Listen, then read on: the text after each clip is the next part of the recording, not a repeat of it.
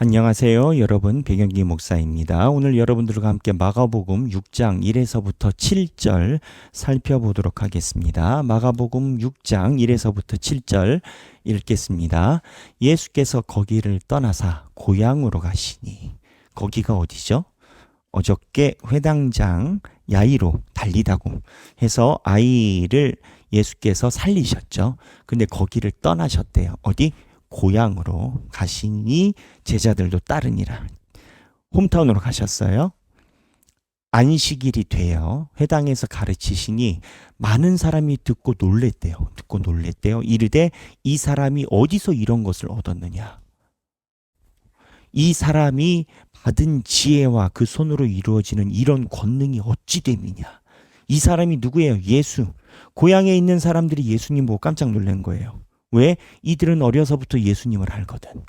그래서 이 사람이 마리아의 아들 목수가 아니냐, 야고보와 요셉과 유다와 시몬의 형제가 아니냐, 그 누이들이 우리와 함께 여기 있지 아니하냐 하고 예수를 배척한지라.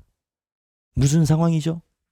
지금 예수님이 어렸을 때부터 자라난 걸 우리가 알고 있는데 예수가 이렇게까지 잘한다고? 그러면 우리가 생각할 때는 예수님이 권위가 있으면은 그래 하고 권위를 인정을 해야 되는데, 예수를 잘 아는 게 예수를 배척해요. 예수를 잘 아는 상황이 예수를 배척해. 예수께서 그들에게 이르시되 선지자가 자기 고향과 자기 친척과 자기 집 외에서는 존경을 받지 못함이 없느니라. 이제 말이 단어가 몇 번 꼬여서 그렇지만 집 밖에서는 존경을 받는다고요. 반어법이니까. 근데 고향과 친척과 여기에서만 존경을 못 받는데 거기서는 아무 권능도 행하실 수 없대. 다만 소수의 병자에게만 안수하여 고치실 뿐이었고 그들이 믿지 않음을 이상히 여기셨더라. 이에 모든 촌에 두루 다니시며 가르치시더라. 무슨 얘기냐? 예수님을 만난 가족들이 예수님을 배척해요. 근데 예수님이 보여주고 선포해야 되는 말씀이 없었던 게 아니에요. 있어요. 있는데 배척해. 왜 배척해? 가깝기 때문에. 익숙하기 때문에 배척해. 근데 여기 본문을 잘 봐야 되는데 예수께서 행하실 수 없대. 예수님이 능치 못할 뿐인데 행하실 수 없다라는 표현이 적절한가요? 사실 이거는 예수님이 하지 못함을 의미하는 게 아니라 이 배척함이 예수님이 기적을 행사해도 신앙으로 가지 않아요. 그러니까 이 익숙함, 영어로 얘기를 하면 매너리즘이겠죠. 잘 아는 것. 잘 아는 게 예수님의 권능을 막는 어마무시한 건 거예요. 예수님이 기적을 못해서가 아니라 이게 딱 들어앉잖아요. 나는 안다. 선짐작으로 나는 안다. 이게 딱 들어앉잖아요. 그러면 기적이 일어나도 의미가 없는 거예요. 그래서 안 하지. 그리고 소수의 병작, 우리 제 표현 잔잔바리 이것만 하고 가요. 예수님이 기적을 해봤자 의미가 없는 건 거예요. 근데 여러분, 이게 무엇을 이야기를 할까요? 제가 교회에 섬기면서 제가 자신 있게 얘기를 하는 게, 저도 모태신앙이에요. 저희 아버지가 목사님이죠. 모태신앙들이요, 익숙함이 커서 복음에 걸림돌이 돼요. 교회에서 성경 읽자 말씀 보자 하면요, 제일 잘 보는 분이 이제 신앙을 시작하는 분들, 또 그 다음에 잘 보는 분이 어려서부터 교회를 다녔지만 내가 광야의 방랑기의 시간이 많아서 나는 돌아온 탕자요 하신 분들, 이 두 부류에 계신 분들이 말씀 훈련에 대해서 그렇게 진중하고 진솔해요. 그분들이 상 많이 받을 거예요. 근데 제일 안 되는 거, 안 돼도 그렇게 안 되나 하는 사람들은 아버지가 뭐 집안의 3대째, 뭐 아버지가 장로님이고, 응? 또 아버지가 뭐 목사님. 이런 사람들이 다는 아니지만 있어요. 그러니까 이런 사람들의 특징이 뭐냐? 알아. 그래서 목사님이 하시는 거, 아니 이 교회 말고 다른 교회 가서도 뭐 그런 얘기를 하시는, 목사님들은 원래 그런 얘기를 하는 건 거야. 조끼도 방탄조끼 중에 이처럼 큰 방탄조끼도 없어요. 그 방탄조끼의 특징이 뭐냐? 허다를, 익숙함. 그 익숙함이 복음을 가로막아요. 근데 예수님이 하시는 이 행동에서 우리가 봐야 되는 특징이 있습니다. 가로막혔잖아요. 예수님이 고향에서 가로막힌 거예요. 이방인이 아니에요. 고향에서 가로막힌 건가요? 왜? 안다고. 어려서부터 안다고. 방탄이. 하늘에서 불이 떨어져도 안 될 판이야. 근데 예수님 어떻게 하셨냐? 6절에 보면 그들이 믿지 않음을 이상히 여기셨대. 그런데 뭘 하셨냐? 모든 촌에 두루 다니면서 가르치셨대. 말을 안 듣는데 할 일은 하신 거예요. 씨는 뿌리신 거예요.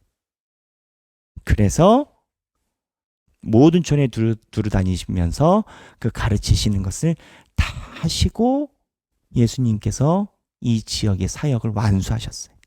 씨를 뿌리신 거죠. 들을 게 있는 자가 하나라도 있을 겁니다. 그래서 어떠한 복음에 대한 배타가 있다고 해서 그게 사람들에 대한 포기가 되는 건 아니고, 돌덩어리에다 이야기를 하더라도 뿌릴 건 뿌려야 된다는 거예요. 이 내용에서 우리에게 생각을 주는, 묵상을 주는, 그리고 우리가 한번 주 앞에 기도해야 된다라는 내용이 분명히 있습니다. 뭐냐? 첫 번째, 익숙함의 걸림돌이에요.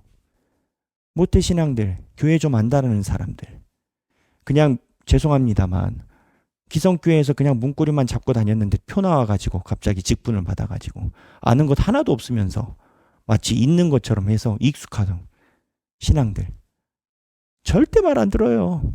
익숙함의 불신앙은 주님의 기적을 가로막는 장애물이다.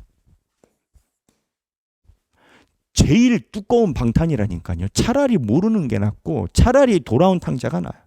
주님의 기적을 가로막는 장애물입니다. 그런데 제가 말한 극단적인 익숙함만 익숙함이겠습니까? 여러분들도 마찬가지. 우리도 하나님의 말씀을 들을 때마다 내가 잘 아는 거니까, 아 그러면 그렇게 될 거 아니까. 밥은 뭐 잘 아는 맛인데 왜 먹습니까? 밥을 맛을 몰라서 먹습니까? 밥맛이라고 하지만 그 밥맛이 밥맛을 아는 거 아니에요. 그거 왜 먹어요? 그래서 주님의 기적을 가로막는 익숙함이 우리에게도 있지 않나라고 생각해 볼 필요가 있어요. 나의 익숙함이 복음을 가로막는 건 있지 않나. 점검하자라는 거죠. 그리고 또 하나, 그럼에도 불구하고 예수님이 선포를 해야 돼요. 당연하죠. 근데 예수님께서 아까 왜 할 수 없다라고 표현하셨다고요? 이적은요, 신앙을 부르지 않아요. 신앙이 이적을 불러요. 기적을 봤다고 다 예수 믿는 거 아니에요. 그러나 예수를 믿는 자가 기적을 경험해요. 여러분 명확하게 하셔야 됩니다. 무리는요, 예수님의 기적을 아무리 옆에서 봐도 무리는 무리로 끝났어요. 예수님의 제자는 신앙이 있기 때문에 예수님의 기적을 보고 부활 이후에도 제자로 살아갔어요. 이적은 신앙을 부르지 않아요. 신앙이 이적을 불러요. 이거를 명심해야 돼요. 나를 거절하는 사람들에게도 나아가야 한다. 나에게 거절감을 보이는 사람에 대해서 나누고 함께 기도하자. 목사님, 저는 주변에 거절하는 사람 없습니다. 거꾸로 주님의 복음을 전해 보려고 시도를 안 한 분이에요. 그거는 주님의 복음을 이야기를 한 대로 다 사람들이 듣던가요? 잘 안 듣지. 근데 그 감이 없어. 안 한 거야. 안 한 거야.